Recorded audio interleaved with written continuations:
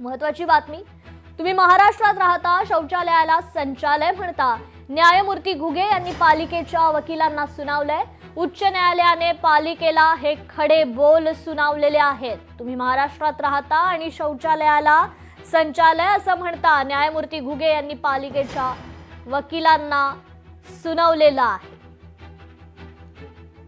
पालिकेच्या वकिलांनी फिरतं शौचालय याबाबत विषय समजावून सांगत असताना शौचालयाला संचालय संबोधलं। यावरून मात्र आता उच्च न्यायालयाने हे खडेबोल सुनावलेले आहेत। या सुनावणीत न्यायाधीशांनी वेळ मारून नेणे या म्हणीचा उल्लेख करताना सुद्धा तुम्हाला मराठी समजत नसेल असा टोमणा वकिलांना मारलेला आहे। अधिक अपडेट घेऊयात आपल्या प्रतिनिधी भाग्यश्री प्रधान आचार्य यांच्याकडून। भाग्यश्री, नेमकं काय घडलंय? नक्कीच आपण बघितलं की काल पण या संदर्भातली याचिका जी आहे ती दाखल केलेली होती। खरं तर एक शाळा आहे पवईमधली, या शाळेने ही याचिका दाखल केलेली आहे। हिरानंदिनी परिसरातील सुमारे 90 फूट रुंदीच्या रस्त्यावर अतिक्रमण झाल्याने चित्र जे आहे ते पाहायला मिळतं आणि त्याची याचिका होती, ज्याच्यावर न्यायालयाने काल देखील नाराजी व्यक्त केली। आज त्याचं जी पुढची सुनावणी होती ती त्यांनी घेतली आणि त्याच्यामध्ये त्यांनी अतिशय पालिकेला खडेबोल सुनावलेले पाहायला मिळतात। अतिक्रमण काढण्याची तुमचीच इच्छा नाहीये, तुम्ही अतिक्रमण करणाऱ्यांना मुंबईत शरण दिलीये, अशा पद्धतीचे खडे बोलच खरं तर न्यायाधीशांनी त्यांना सुनावलेले पाहायला मिळतात। झोपडपट्टी धारक आहेत, रस्त्यावर शौचास बसतात, म्हणून तुम्ही त्यांना शौचालय आणि पाण्याचा टँकर कसा काय देऊ शकता, अशा पद्धतीचं वक्तव्य देखील कोर्टाने केलंय।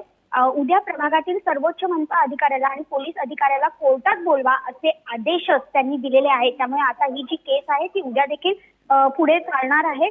टॉम अँड जेरी सारखं सुरू आहे, इथून काढलं अतिक्रमण की तिथे चालतं। निश्चितच भाग्यश्री, खरं तर या संदर्भात लोकशाही मराठीने देखील रियालिटी चेक केला होता। भाग्यश्री, नक्कीच आपण एक रियालिटी चेक केलेलं होतं, त्याच्यामध्ये देखील आपण बघितलं होतं की अतिक्रमणाने पूर्ण मुंबई जे आहे ते भरलेली आहे।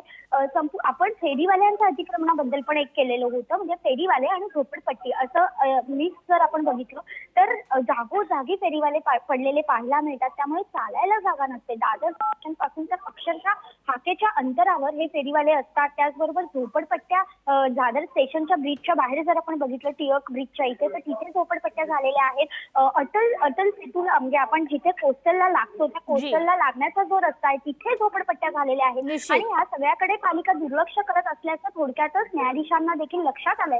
त्या पद्धतीने आज न्यायाधीशांनी सुनावणी पार पाडली। जी, निश्चितच भाग्यश्री, धन्यवाद आपण दिलेल्या या अपडेट संदर्भात। लोकशाही मराठी ऐका, पहा, जागरूक रहा।